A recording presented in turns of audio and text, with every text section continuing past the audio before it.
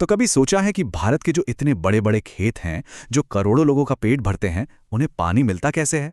आज हम सिंचाई के पीछे के विज्ञान और उसकी पूरी रणनीति को समझने वाले हैं, एकदम पुरानी तकनीकों से लेकर आज के मॉडर्न तरीकों तक।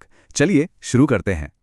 तो सबसे बुनियादी सवाल यही है, पानी को उसके सोर्स से निकालकर मिट्टी तक पहुंचाना सुनने में तो बड़ा आसान लगता है ना? लेकिन इसके तरीके बहुत अलग-अलग हैं और हर तरीके का पर्यावरण और फसल की पैदावार पर अपना ही एक अलग असर होता है। आइए देखते हैं कि ये सब होता कैसे है। सबसे पहले हम उन खास टेक्निक्स पर नजर डालते हैं जिनका इस्तेमाल किसान अपने खेतों को सींचने के लिए करते हैं। हो सकता है कुछ तरीके आपने सुने हों, लेकिन यहाँ कुछ ऐसी बातें भी सामने आएंगी जो शायद आपको हैरान कर दें। सबसे आम और सदियों पुरानी विधि है सतही सिंचाई। इसका सिद्धांत बहुत ही सीधा है।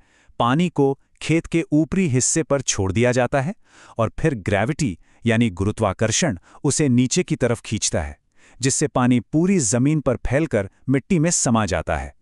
मतलब एक तरह से प्रकृति को ही अपना काम करने दिया जाता है। लेकिन इस सीधे साधे तरीके की एक कीमत भी चुकानी पड़ती है। इसे अक्सर बाढ़ सिंचाई भी कहते हैं और ये मिट्टी के लिए सबसे खतरनाक तरीकों में से एक हो सकता है। क्यों?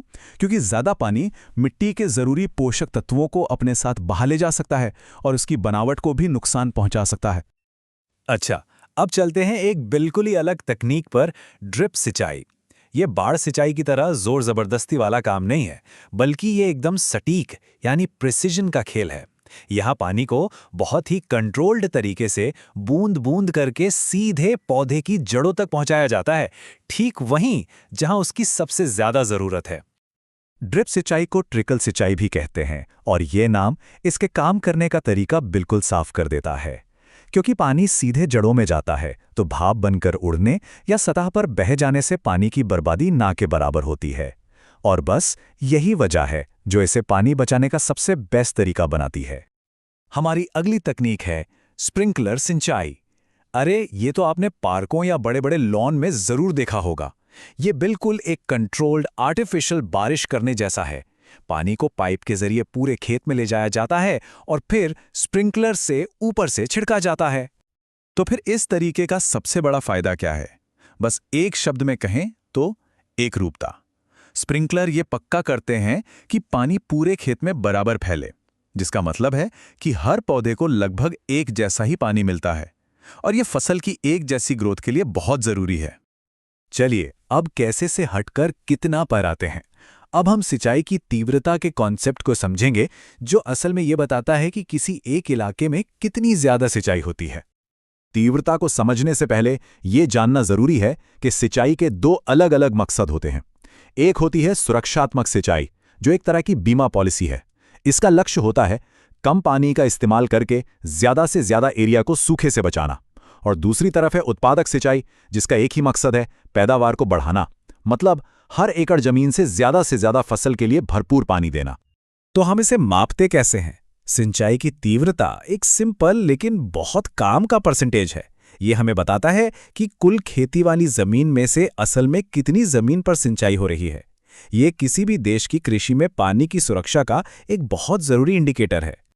तो भारत के लिए ये नंबर क्या है? हमारा राष्ट्रीय औसत है 48.26%। इसका मतलब है कि भारत की लगभग आधी खेती वाली जमीन पर सिंचाई की सुविधा है। लेकिन ये आंकड़ा पूरी कहानी नहीं बताता।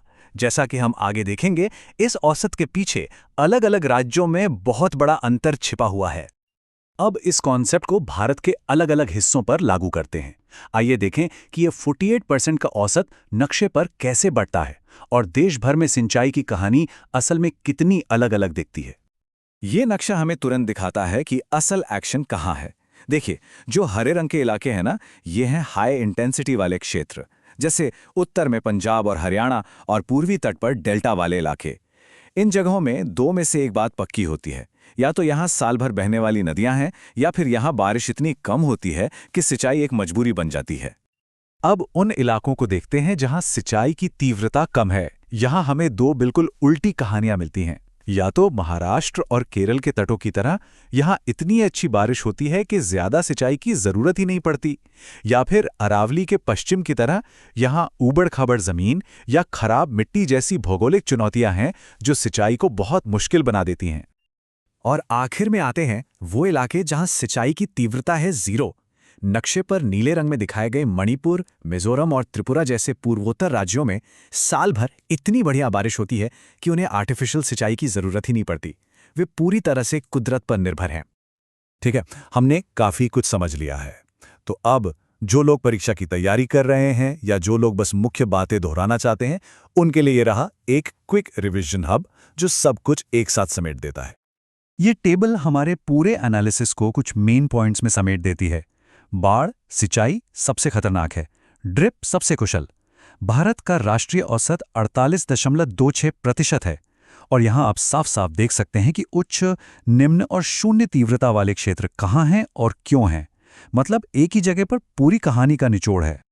तो आप समय है अपने ज्ञान को परखने का।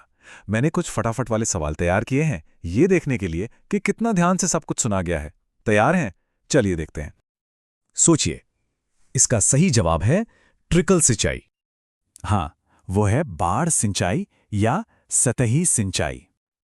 3 सेकंड का ठहराव। बिल्कुल सही, 48.26%। 3 सेकंड का ठहराव। आप कह सकते हैं पंजाब, हरियाणा या कश्मीर घाटी, कोई भी सही जवाब है। 3 सेकंड का ठहराव और आखिरी सवाल का जवाब, क्योंकि उन्हें साल भर भरपूर बारिश का वरदान मिला है। लेकिन यह हमें एक बहुत ज़रूरी सवाल पर लाकर छोड़ देता है। जैसे जैसे हमारी जलवायु बदल रही है, क्या ये शून्य तीव्रता वाले क्षेत्र हमेशा इतने ही सुरक्षित रहेंगे? ये एक ऐसा सवाल है जिसका जवाब आने वाले दशकों में भारत की जल सुरक्षा को तय करेगा। इस चर्चा में शामिल होने के लिए धन्यवाद।